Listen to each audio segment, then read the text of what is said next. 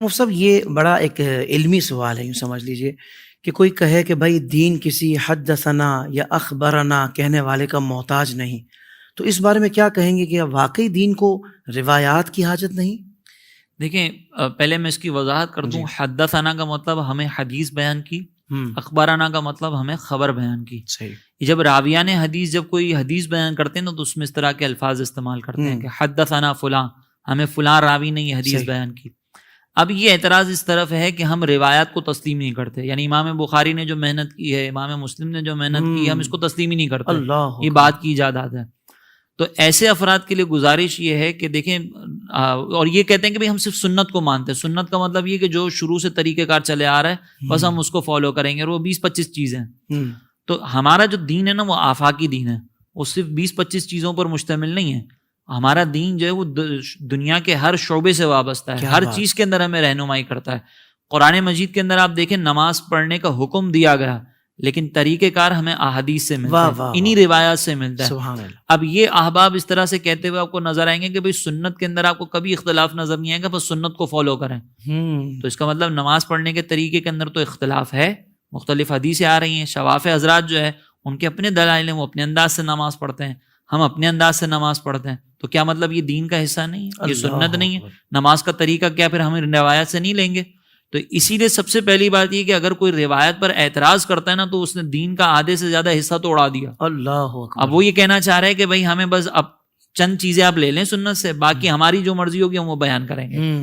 اگر ہم دیکھیں قرآن کی آیت کو سب سے پہلے دیکھیں تو اللہ تبارک و تعالیٰ نے فرمایا کہ ما آتاکم الرسول فخذوہ وما نہاکم عنہ فانتہوا، کہ یہ رسول تمہیں جس چیز کا حکم دیں اسے اخذ کر لو، اور جس چیز سے منع کریں اس سے رک جاؤ. بہت اچھا. تو یہاں پر اب آپ دیکھیں کہ اللہ رب العزت نے ہمیں رسول اللہ صلی اللہ علیہ وسلم کی طرف راغب کیا کہ آپ وہاں پر جا کر وہاں سے دین سیکھیں. اور وہ کیسے ملے گا؟ وہ روایت سے ہی ملتا ہے، وہ انہی احادیث سے ملتا ہے. دوسری بات یہ کہ سرکار علیہ الصلوۃ والسلام نے فرمایا، یہ بھی ترمذی شریف کی روایت ہے کہ آخری دور کے اندر تم ایسے لوگوں کو دیکھو گے کہ جب ان کے سامنے میری حدیث بیان کی جائے گی تو وہ اپنے تکیوں پر ٹیک لگا کے بیٹھے ہوں گے اور کہیں گے کہ ہمارے اور تمہارے درمیان جو نا وہ کتاب اللہ ہے، وہی ہمیں کافی ہے، جو اس میں بیان ہو گیا وہی ہمارے لیے کافی ہے. تو سرکار علیہ السلام نے فرمایا کہ خبردار، اللہ کے رسول جو ہے نا وہ بھی چیزوں کو حرام ٹھہراتے ہیں اور حلال ٹھہراتے ہیں، تم ان سے بھی مسئلہ اخذ کرو. تو یہ سرکار علیہ الصلوۃ والسلام نے ہمیں پہلے ہی یہ خبر دے دی کہ کچھ لوگ ایسے آئیں گے جو انکار کریں گے، تو ہمیں ان کے انکار کی طرف متوجہ نہیں ہونا. اب اصول کیا ہے کہ ہمارے سامنے کوئی روایات آتی ہے نا تو ہمارے محدثین نے بڑی محتاط طریقے سے ان روایات کو جمع کیا ہے.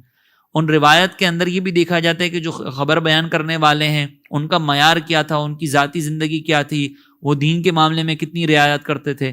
پھر جو حدیث بیان کی گئی ہے اس کے بارے میں ایک اصول ہمیں حدیث مبارکہ میں ملتا ہے کہ سرکار علیہ السلام نے فرمایا کہ آخری دور میں میرے حوالے سے میرا نام لے کر تمہارے سامنے بہت ساری باتیں بیان کی جائیں گی، تم ان کو قرآن پر پیش کرنا، اگر وہ قرآن کے موافق ہوں تو ان کو اخذ کر لینا، اگر قرآن کے مخالف ہوں تو چھوڑ دینا.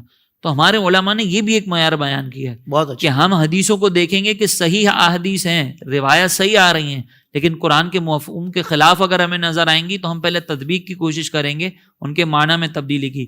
اگر نہیں تطبیق ہوگی تو پھر ہم اس کو چھوڑیں گے، مطلقاً انکار نہیں کریں گے.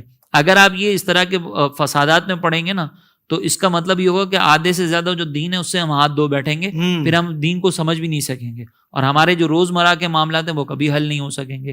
اسی لیے ہماری گزارش ہے کہ ایسے افراد کی گفتگو چاہے وہ کتنے انٹلیکچوئل بنتے ہوں، ان کی گفتگو سے فائدہ نہ اٹھائیں. آپ کے جو علماء ہیں وہ آپ کو قرآن اور حدیث کی روشنی میں صحیح گائیڈ لائن دیں گے، اسی سے آپ فیض حاصل کریں. یہ بڑا عجیب ایک معاملہ ہو گیا ہے کہ 1400 سال سے جو مسلمات تھے، ظاہر بات ہے کہ وہ ایک اجماعی معاملہ ہے، اب آ کر کوئی بالکل ہی ہٹ کر بات کرتا ہے، لوگ بولتے ہیں یار اس میں مزہ آ رہا ہے کہ بالکل جو بات 1400 سال میں نہیں ہوئی یہ اس سے ہٹ کر بات کر رہا ہے، اور قوم اس کی بات سننے بھی لگ جاتی ہے، اس کے پیچھے کھڑی ہو جاتی ہے. کیا عجیب معاملہ ہے. دیکھیں یہ ہمیں لگتا ہے کہ یہ نئی بات کر رہا ہے، جو آنے والا ہے یہ شاید نئی بات کر رہی ہے، ہمیں لگتا ہے، حالانکہ یہ کوئی نئی بات نہیں ہوتی.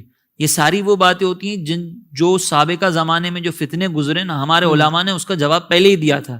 یہ وہی باتیں اٹھا کر واپس لے کر آتے ہیں اور عوام میں رائج کر دیتے ہیں، نئے کپڑے پہن کر آتے ہیں، نئے کپڑے پہن کر آ جاتے ہیں. پہلے جو ہے وہ دوسرے اسٹائل میں بیان کیا جاتا تھا، اب دوسرے اسٹائل میں بیان کیا جاتا ہے. ایک ہمارے استاد صاحب ایک کہا کرتے تھے، مفتی شاہد صاحب کہتے ہیں کہ دنیا میں کوئی انداز گفتگو بات بدل دیتا ہے، ورنہ دنیا میں کوئی بات نئی نہیں ہے، اللہ صرف انداز گفتگو سے تبدیل ہو جاتا ہے. تو یہ جتنے بھی اعتراضات ہیں آپ دیکھیں، ہمارے علماء ہمارے بزرگ ان کے جوابات دے کر یہ مسئلے حل کر چکے ہیں. اب یہ فتنہ پرور لوگ ہیں جو وہ پرانے جو گمراہ فرقے تھے ان کے مسائل اٹھاتے ہیں اور عوام میں رائج کرنا شروع کر دیتے ہیں. تو ہماری گزارش یہ ہے کہ ان لوگوں کے بارے میں یہ سوچنا کہ کوئی نئی تحقیق لے کر آئیں، یہ نئی تحقیق نہیں ہوتی، وہ پرانی تحقیق ہوتی ہے جس کا پہلے سے ہی رد ہو چکا ہوتا ہے. سبحان اللہ، سبحان اللہ.